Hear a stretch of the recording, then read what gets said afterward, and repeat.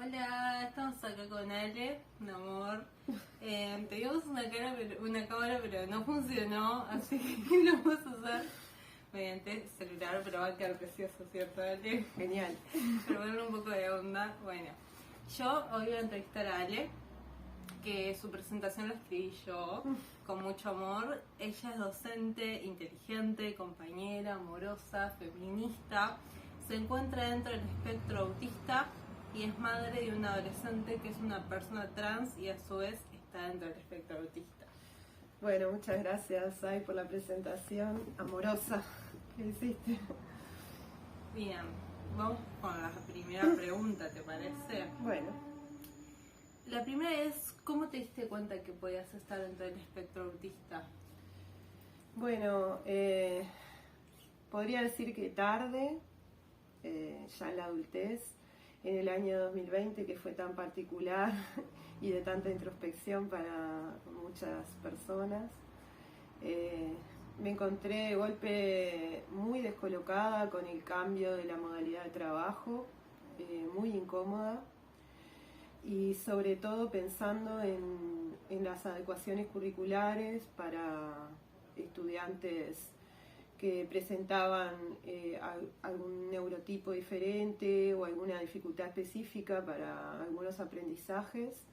Y bueno, era todo distinto y mucho más me parecía el tema de las adecuaciones curriculares. Todo distinto y todo difícil se me estaba haciendo, honestamente.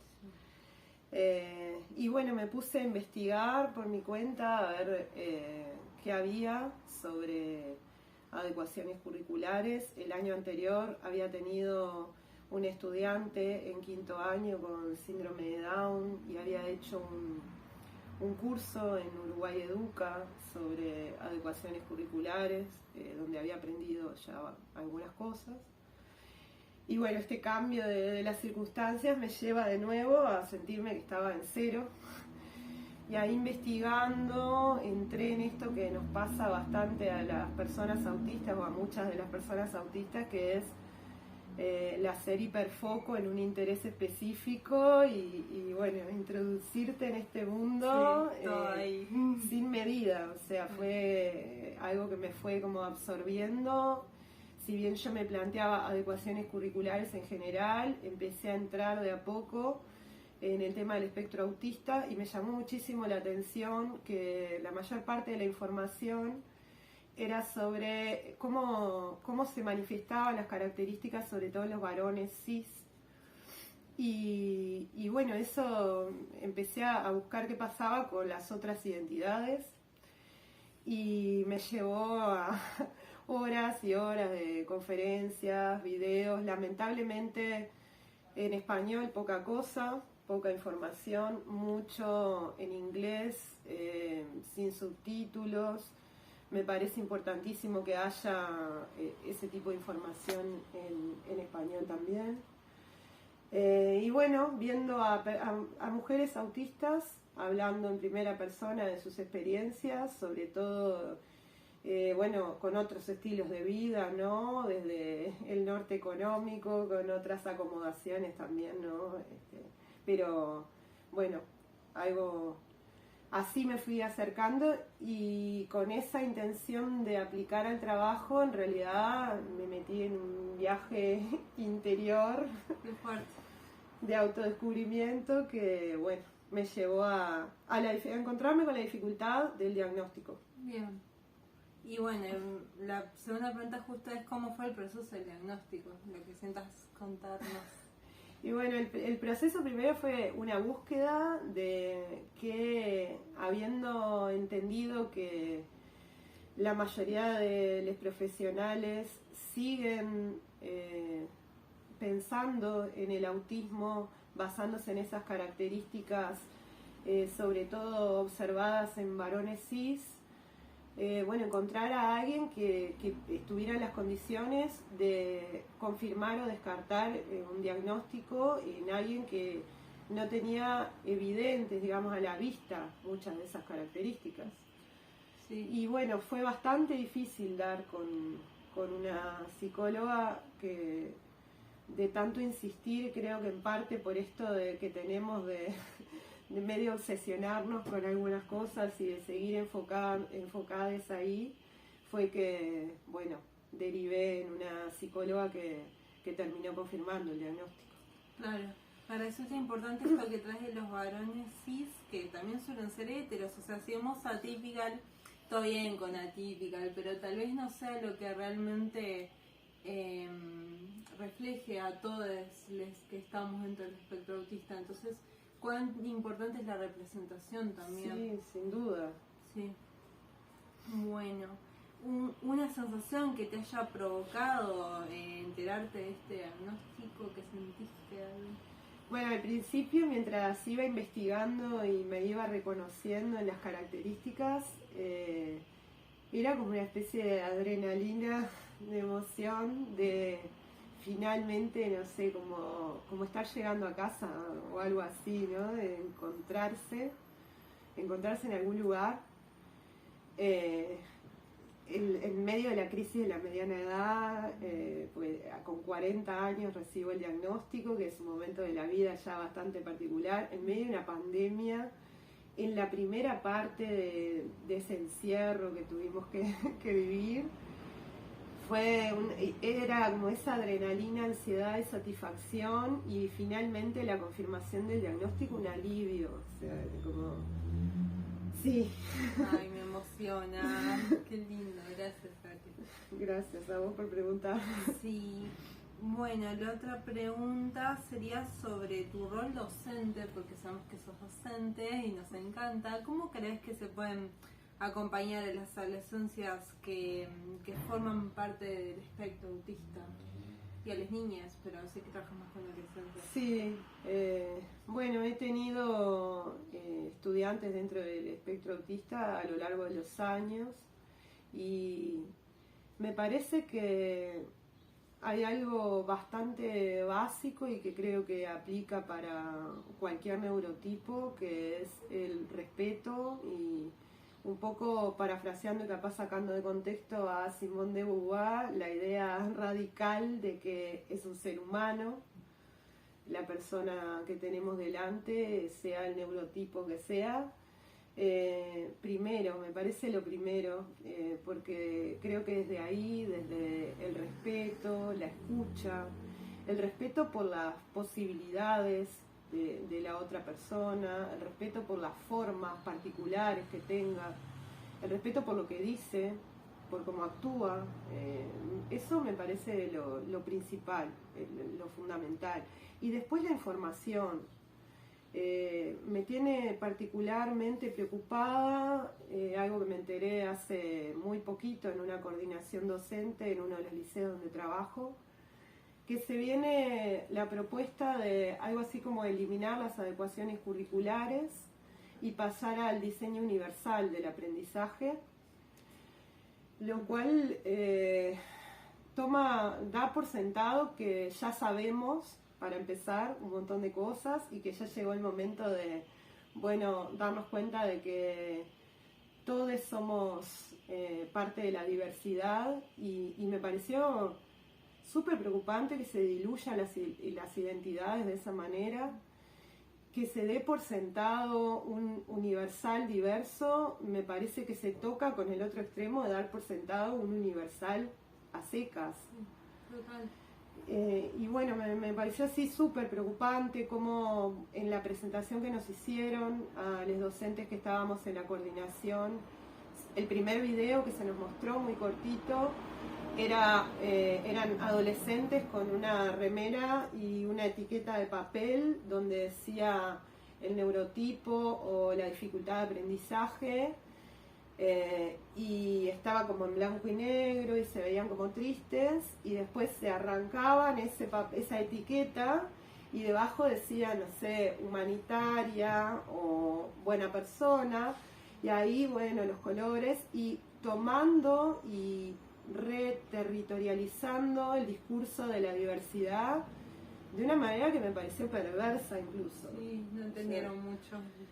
No, y es como me pareció un retroceso increíble, esto de dejemos de lado las etiquetas. Pensaba en el momento que lo veía pienso y espero, si esto lo hicieran, por ejemplo, con la comunidad LGTB y Q+, sería un escándalo. ¿Por qué con la neurodiversidad aparentemente no pasa nada y es casi como un derecho humano desetiquetar, digamos? Sí, totalmente.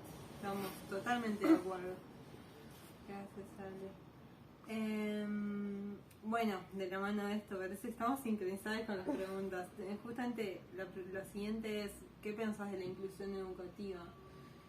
¿Cómo en el Uruguay o en lo que quieras contarme? Bueno, me parece, bueno, primero que nada, fundamental que exista. Y después, nuevamente parece que estoy con la palabra preocupante, pero sí me preocupa que dependa tanto la inclusión educativa de las subjetividades que están frente al aula y no tanto de algo sistematizado, ¿no? Si bien hay un departamento integral del estudiante, que tiene un manual donde más o menos a grandes rasgos se dicen generalidades sobre cada neurotipo y se puede consultar, ¿no? Sin pensar, sin necesariamente creer que ahí está el manual de la persona que tengo enfrente, pero por lo menos interiorizarse. Me parece que estamos lejos, muy lejos de eso y que hace falta. Estamos muy lejos de la inclusión educativa porque hace falta también una formación docente en inclusión educativa, Sí. a nivel institucional, o sea, no solo docente, de todos los actores institucionales. Sí, comparto plenamente. Yo también que vengo del palo de la educación y tal, ¿no? Sí, estamos de acuerdo. Hay muchos tabúes, ¿no? Sí. Bueno, yo sé que tienes un hijo que está dentro del espectro autista, Elio, y quería saber cómo lo acompañas desde tu rol de madre. Bueno, el diagnóstico de Helio vino después del mío, lo cual no es lo más común porque generalmente viene el diagnóstico de la niña y así la mamá a veces empieza a identificarse y a veces hay muchas mujeres adultas que llegan a su propio diagnóstico después del diagnóstico de sus hijos.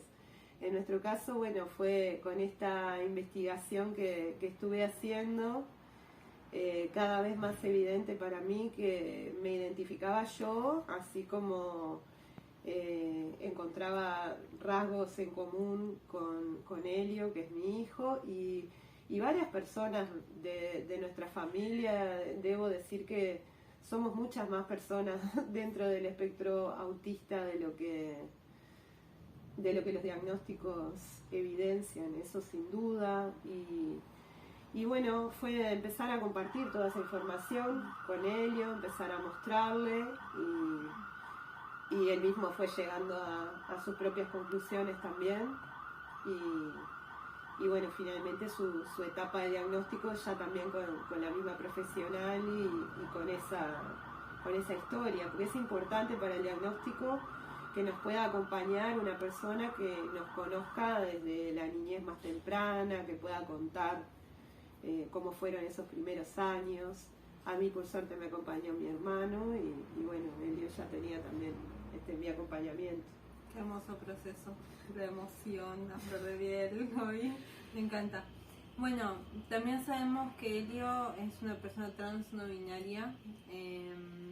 ¿Cómo lo acompañas también desde ese lugar, desde su identidad de género? Bueno, el proceso de conocimiento de Elio como persona trans también se da en el mismo periodo, en esos primeros momentos de la cuarentena, del estar en casa y empezar ese viaje interior. Ahí fue el momento en que Elio sintió compartirlo y bueno, cómo se acompaña desde el amor, qué sé yo, del respeto, creyéndole siempre a la persona que te dice yo soy. Fundamental, ¿no? Tuvimos que pasar lamentablemente después hasta por profesionales de la salud, dudando de lo que esta persona que está delante suyo le está diciendo. O sea, ¿por qué le vas a creer a alguien que te está diciendo, hablando de su identidad, ¿no? ¿Quién más puede saber quién es que une mime. Sin embargo, bueno, ¿por qué cuesta tanto? Sí, mucho por trabajar aún. Sí, lo mismo lo relaciono también con el diagnóstico de autismo. O sea, he recibido comentarios de, bueno, es tan amplio el espectro que estamos todos dentro del espectro. O, bueno, pero no se nota, o cosas así, qué sé yo. Nada, confiar, creer, respetar, escuchar, me parece importantísimo, informarse. Bien, me encantó. Y bueno, y de la mano de esto, ¿algún consejo que le darías a una persona que se esté descubriendo autista? Sí, primero que nada, tomarse el tiempo que sienta necesario para hacer el propio proceso.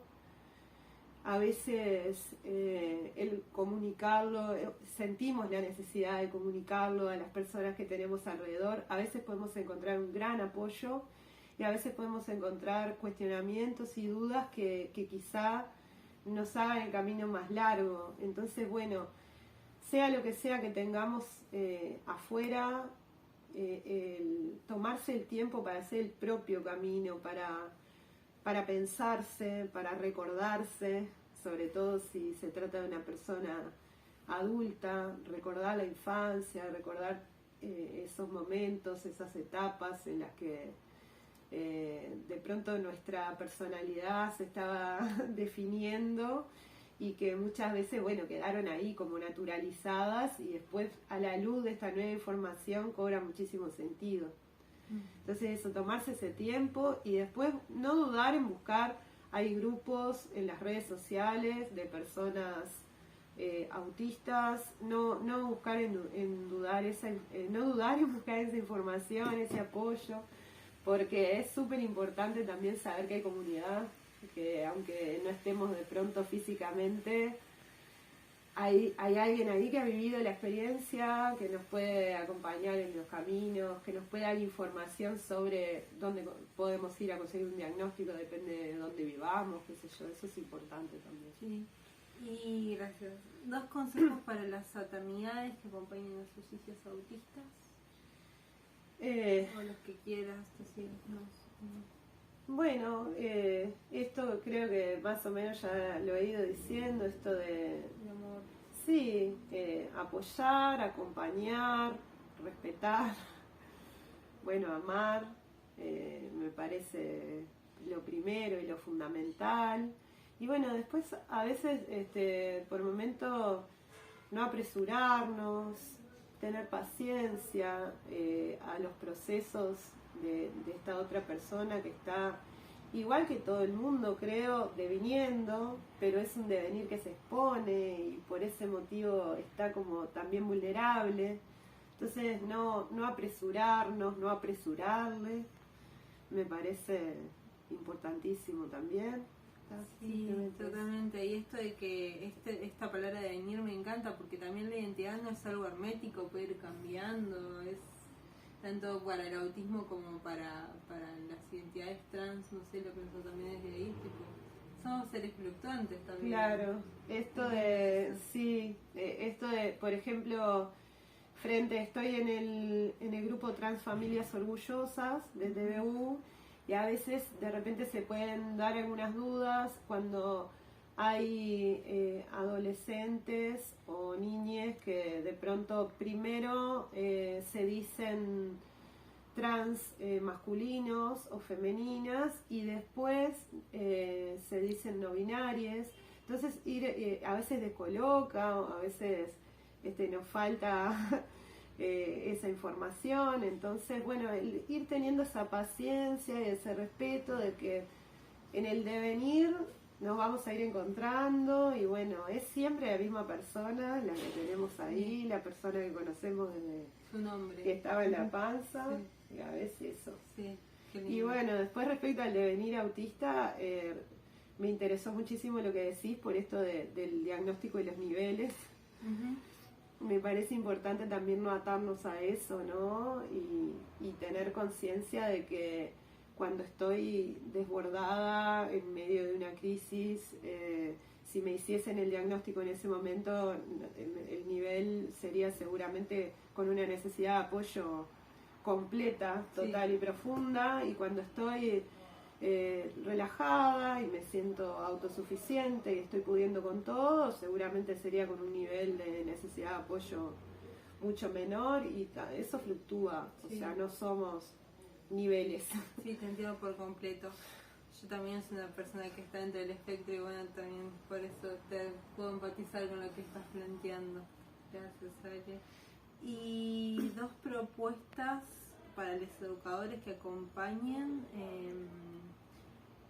niñeces y adolescencias que divergen de la norma.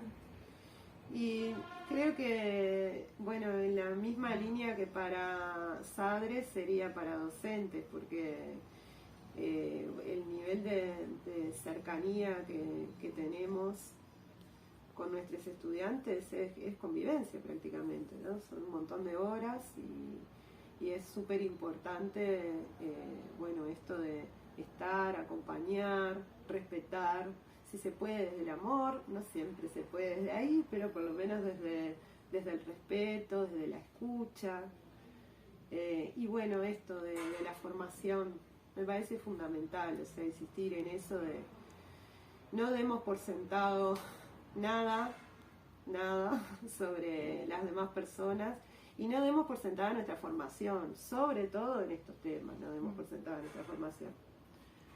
Muchas gracias, ya se terminaron y estoy como muy feliz y como con mucha emoción y nada, gracias. Ale. Bueno, gracias, Ai, la verdad que un placer, venía como dura de los nervios, que la ansiedad, otra de los temitas autistas, y ahora... Sí. Sí, Gracias, Ale. gracias.